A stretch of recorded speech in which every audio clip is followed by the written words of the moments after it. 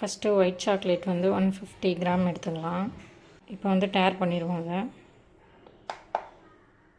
இதிலே வந்து ஒரு டேர் பண்ணிவிட்டு அதுலேயும் வந்து 60 கிராம் பட்டர் ஆட் பண்ணிக்கலாம்.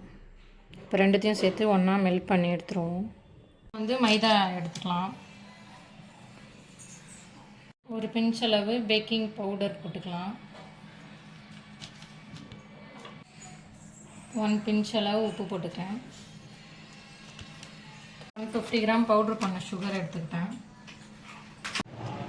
பிளெண்ட் பண்ணிக்கலாம் 2 எக்கை.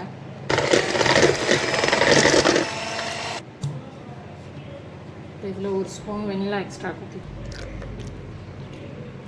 இதையும் சேர்த்து பீட் பண்ணிடுவோம். அப்போ தான் அந்த எக்கோட ஸ்மெல்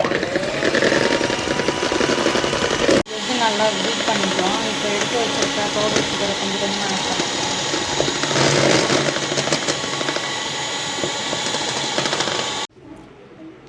மெல்ட் பண்ண சாக்லேட்டை வந்து இப்போ ஊற்றிடலாம். சுகர் எக்கு மிக்ஸோடு ஊற்றிடுவோங்க ஃபுல்லாக.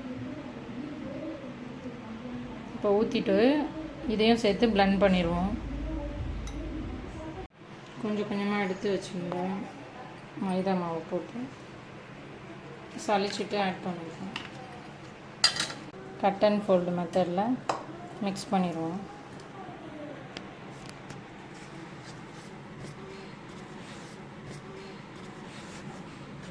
எடுத்து வச்சுட்டு எல்லாம் பண்ணிடுவோம். மாவையும் கொஞ்சம் கொஞ்சமாக இந்த மாதிரி மிக்ஸ் பண்ணி இந்த மாதிரி வந்தால் தான் கரெக்டாக மிக்ஸ்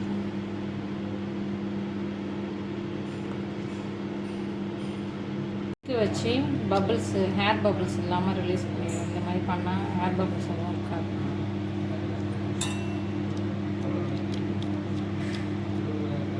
80 டிகிரியில் ப்ரீ ஹீட் பண்ணி வச்சுருக்கோம். 10 மினிட்ஸ் ப்ரீ ஹீட் ஆகிடுச்சு. ஓப்பன் பண்ணி நம்மளோட பிளாண்டியை வச்சுருவோம்.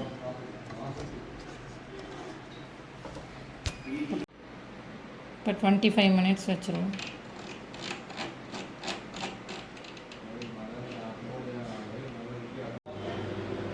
பிளாண்டி ரெடி ஆகிடுச்சு. ஓப்பன் பண்ணி பார்த்துருவோம்.